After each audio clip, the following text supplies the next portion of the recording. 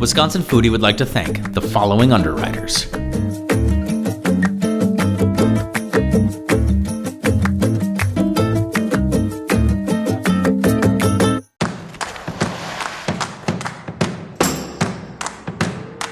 We are a collection of the finest farmers, food producers, and chefs on the planet.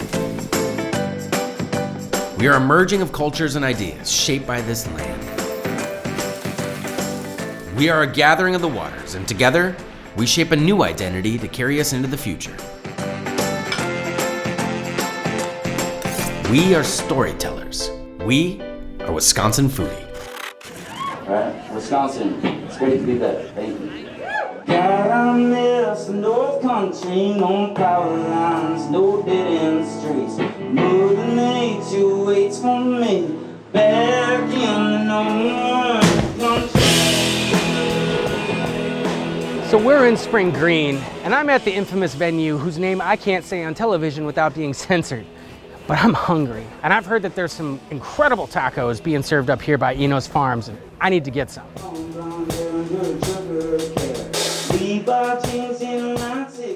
Hey, what's up, guys? How are you? Hey, Jeremy?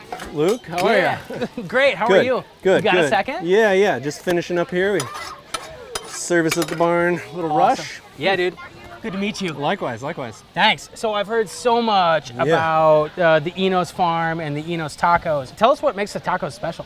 Basically, everything on there came from within about 10 miles of right here. The pork is ours, the beef is a neighbor. Most of the vegetables came from another neighbor right up the road. The sunflower oil was grown near Door County. The black beans were grown at Meadowlark. Meadowlark up in Ridgeway. So people ask us, well, what's local? And I say, well, the salt came from Utah. Because that's a shorter list. It's a lot easier to say. How many tacos do you think you made tonight? Just over 400 Wow.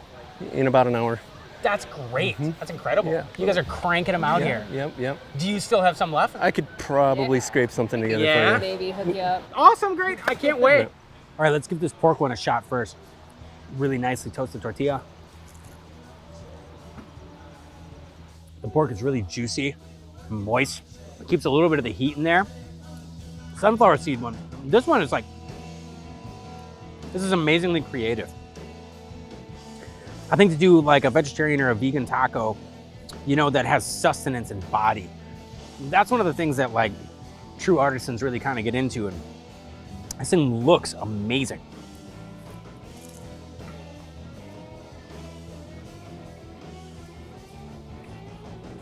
That's really, really good. You know, the little bit of that sunflower oil from Door County on the skillet really combines well with that bean and the sunflower, and it's got a little bit of heat to it. I love it. Beef tacos are the easiest ones to mess up. But this already I can see scallions or chives. This thing is packed full of flavor. It tastes exactly like summer sausage. Whoa. That's the most unique taco I've ever tasted. Grass-fed beef from Seven Seeds Farm.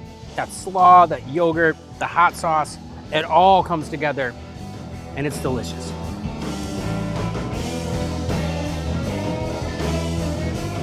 Those tacos were the bomb. Thank you so much. Great. That was amazing. Glad. Yeah, I appreciate that. Yep. I would love if there's a possibility to be able to come out and see the farm sometime. Do you think that's possible? Absolutely. Yeah. Well, the pigs are a lot of fun. They're, you know, the cuter they are, the better they taste, I think. So, you know, that's fun. But really, to see the farm at its best, I think, you know, the Harvest Moon dinner that's our showcase. So I'd like you to come to that. Actually, I think that'd be a lot of fun. That sounds like my kind of party.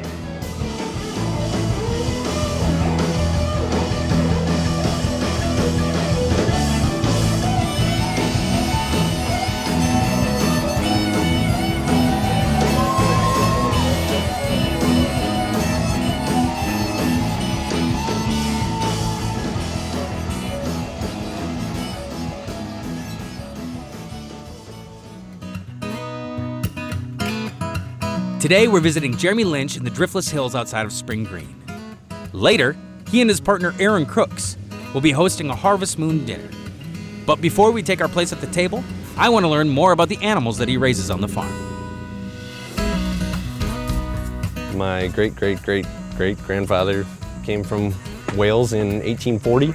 Guy was 41 years old and had, I don't know, 7 kids, I believe, at that moment. Proceeded to have another 3-4 kids here, the youngest of which being Enos. And then when time came for him to marry and settle down, he was able to buy this property here, and he lived here and farmed here until 1942. When he died, it was sold, so it was out of the family for 80 years. So when the opportunity arose in 2001 to get a corner of Enos's farm back, and you know, before you know it, I'm living in a straw bale greenhouse on the top of the ridge, you know, growing mixed greens and strawberries. Yeah. You know? How did you make that transition from vegetable farming into your current practices? Grew up in Iowa where there's more hogs than people. I kind of had an inborn love of pork at a certain level. So the first year I just bought feeder hogs, but I could quickly see the recommended diet, it just wasn't working. You know, that corn-focused diet, you know, corn is largely sugar, you know, it's very inflammatory. So it does amp up their metabolism, it does produce pork very quickly, but their whole system is inflamed. That's when I did a little more research and realized that these animals aren't designed, you know, they didn't evolve with that kind of diet. They were foraging, they were grazing, having a lot more fiber, having to do a lot more work.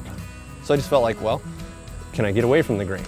Well, pigs are really omnivorous. You know, they're happy to eat grubs and worms. They're eating roots. They're eating, you know, tubers, whatever, apples, all the things that are available here.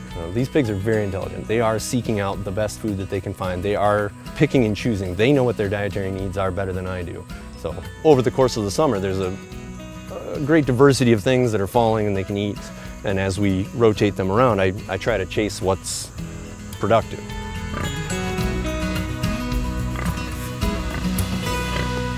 Well, these definitely look like happy animals. These are by far the happiest pigs I've ever seen. They look healthy and they're doing exactly what they're supposed to do, what nature intended. Yeah. Which is great. Yeah, no, let pigs be pigs and they're gonna be delicious. Right? How about other farmers in the area? I mean, I know that we're getting ready to do the Harvest Moon dinner, and who are some other people that you would consider allies? Driftless area, as you know, all these little rolling hills and microclimates, these little pockets have done kind of some magical things for Wisconsin agriculture in that you can't get too big. So it's been really great because it has fostered all these little, kind of incubator farms almost. And I would say top among my list, another couple working together, John and Hallie Wepking with Meadowlark Organics. They're just up the road in Ridgeway. While we let Jeremy prepare for dinner, let's check out some of the other farmers who will be featured on the menu later tonight. My name is John Wepking. I'm a farmer here at Meadowlark Organics. So my wife and I were actually working at Prune, which is a restaurant in New York City. We were both in the kitchen there, worked there for about a year, and we both quit. And so we first came back here to try to work my family's farm, but that didn't work for a variety of family reasons. And we got hired here on a Craigslist ad, and Paul, who's our boss, he's had a long history in dairy. He was a grass dairyman for 20 years and sold the cows and then went into organic grains, and then we came in with our food background, and he was very open and adaptable and saw our ideas and encouraged us to plant crazy stuff like this. Open pollinated corn, which is what we're standing in here, which is really unique. I mean, almost all corn that's grown now is hybridized. So this is stuff where we actually go out in usually like September, October before we combine, and we hand select the best years for what we're trying to do to maintain the biodiversity within the corn we have, and then also, just improve yield and how well it stands and stuff like that. And when you're selecting years and stuff, you're also adapting the genetics to the landscape of Ridgeway. So then that stuff that we hand select, we'll shell that, and then that'll be the seed for the next year. And it's all a mix of like old different, flint corn genetics. Flint is like a harder corn that's not as well suited for distilling or for animal feed, but it's really good for doing polenta or grits and stuff like that. But then also rye, spelt, winter wheat, spring wheat, buckwheat, and we grow cranberry beans, which is like Barlotti beans. Used a lot in Italian cooking, and they're really, really nice. These are Eclipse black beans. Enos Farms has started using them for all their tacos and stuff. So, and then some of our heritage varieties of flour. This is our Turkey Red, which is a winter wheat, and we have some red fife and rye. I think our experience in kitchens, it definitely guides us. Like, we kind of know what is sellable. But it also is just helpful in having conversations with chefs and bakers and understanding the quality and consistency that's critical when you're running a restaurant or a bakery. So we sell directly to chefs in Madison. Madison Sourdough buys our grain and they mill it in-house, and it's a part of each of their breads that they make. And Origin Breads in Madison, they use 100% of our flour. La Merenda in Milwaukee uses our beans. Also at farmers markets. And we sell them online. Yeah, we have an online store. Whether it's just home bakers at the farmers markets or chefs who get it, like, they always come back and say, like, the flavor is amazing, the flavor is amazing, it doesn't compare, you know. But it's awesome. I mean, it's cool to really be growing something that people get excited about and that they really value.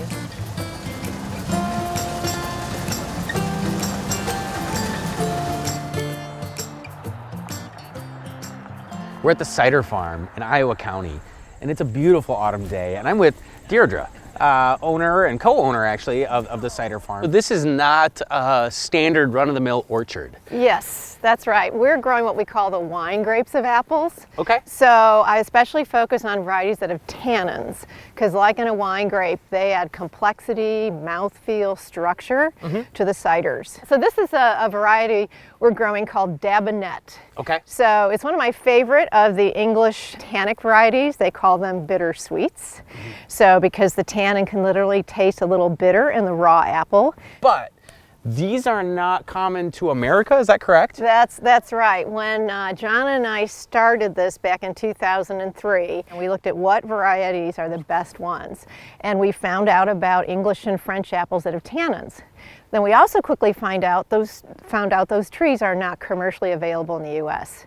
So we took a class on grafting, and we learned to make them from someone who already had some of these varieties in his own little orchard. I'm really curious to try it. Yeah, well, that's the best way. Okay. This has a mild tannin in it, but you're welcome to try that. I will. See what Luke the chef thinks. Okay. All right, here we go. And if you spit it out, I won't be offended. It's a mild tannin, so you might be able to enjoy it even. So it's really interesting. You know, it almost takes all the moisture out of your mouth right away. So that feeling that I'm getting of the dryness in my mouth, those are tannins. What are tannins? Well, tannins are in a family of antioxidants, you might say. They're what give the complexity and mouthfeel. This is not one you'd want to put in your lunchbox. You need to get them into a beverage. Okay. They're for drinking. Yeah, exactly. Yeah.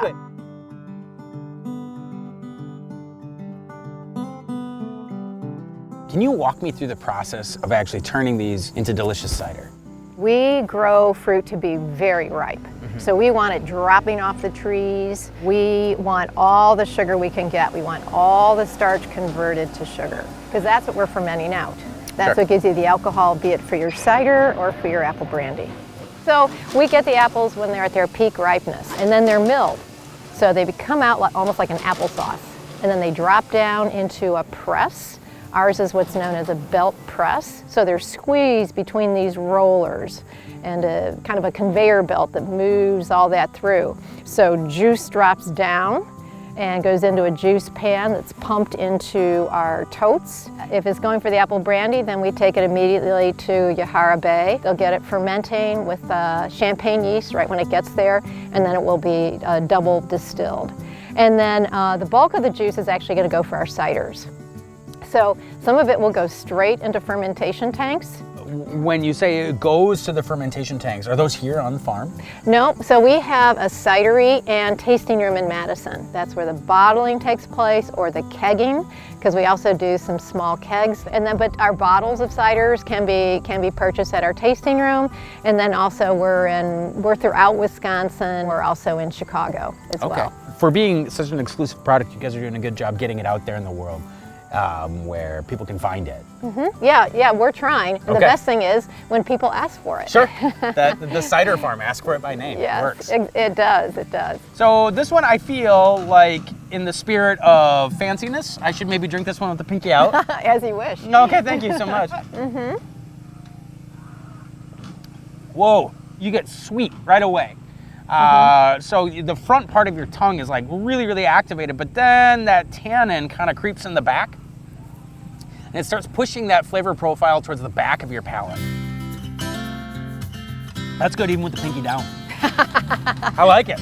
This is fascinating and I can't wait to see Cider Farm blow up because I have a feeling that in a few years everyone's going to be saying Cider Farm, Cider Farm, Cider Farm, which is hard to say 3 times fast. Yeah, but we hope so.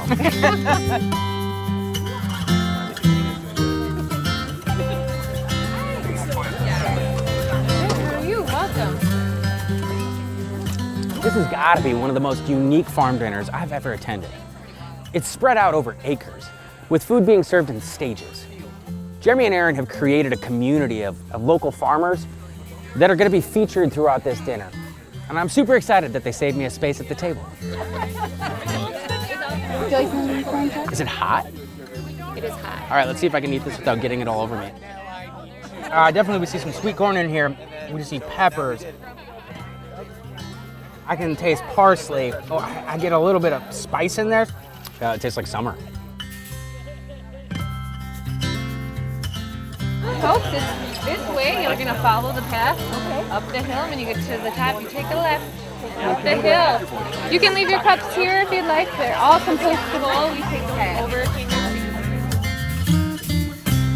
Aaron, why are we doing this? Like asking me to walk up a hill and like, moving this party through multiple acres. What's the deal?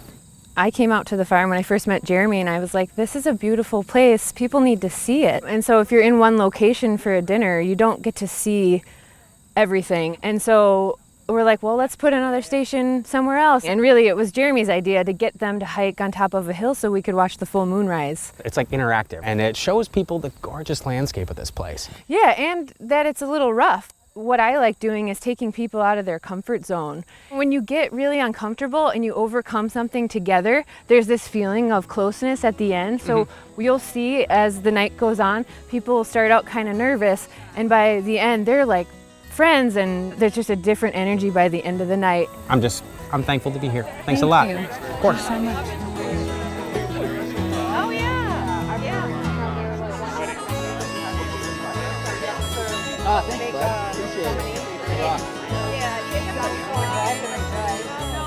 Thank you.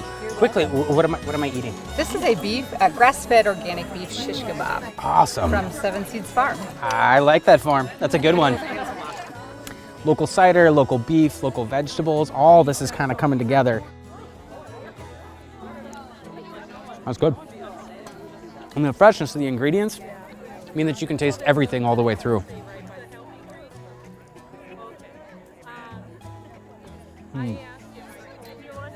The tannins in the cider, they linger on your palate kind of like a very rich wine. And I know that was part of the intention, but it creates a really complex flavor profile. And it's fun. I mean, this is about as local as it gets. It's time to make our way to the hilltop for the main course. The table is set. Beer and wine are being poured, and the plates are filled with local fare. Of course, all are meant to complement the Enos Farms pork. So the pork.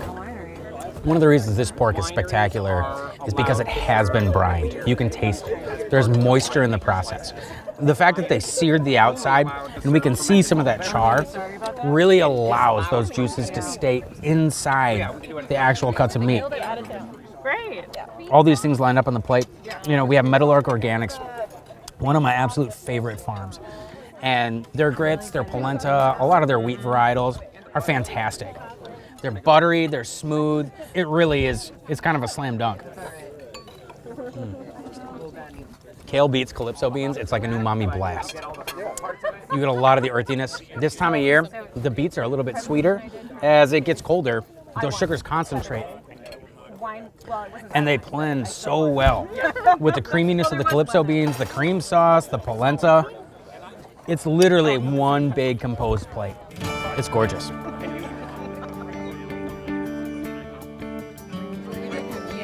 One of the reasons that this farm dinner is so different and spectacular is because this plate, these beverages, the whole experience ties the entire Driftless region together. Jeremy and Aaron have worked tirelessly to put together this idea of being on this place and expressing their love for the food and the producers in the area on these plates. It's truly a unique experience and one not to be missed.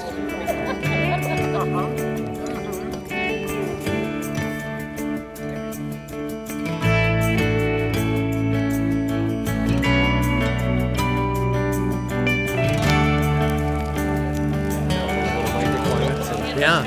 So, no, I'm waiting for that moon. Once the moon kind of lights all this up, and yeah, it's just magic.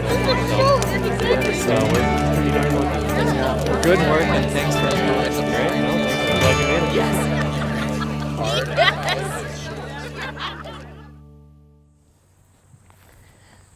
What makes this farm different dinner? One year in our apple orchard growing up, we had a big paper wasp nest. Oh, yes. And so we were about 30 yards away, and my dad looks at me, he's like, but you can't hit that. And literally picked up one apple and just chucked it and nailed it. Oh, wow. Hit the nest. And all of a sudden, he just is getting lit up. I didn't get touched by the bees. Oh. He's rolling on the ground. They are terrible. Oh man, it was so good. Oh. Wisconsin Foodie would like to thank the following underwriters. Introducing Organic Valley Ultra. Milk with more protein, half the sugar, and no toxic pesticides. Let's be honest, none of that healthy stuff really matters unless our kids will drink it.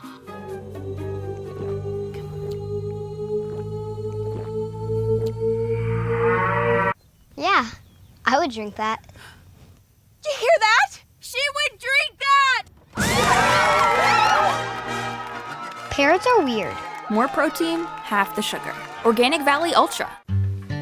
The dairy farmers of Wisconsin are proud to underwrite Wisconsin Foodie and remind you that in Wisconsin, we dream in cheese. Just look for our badge.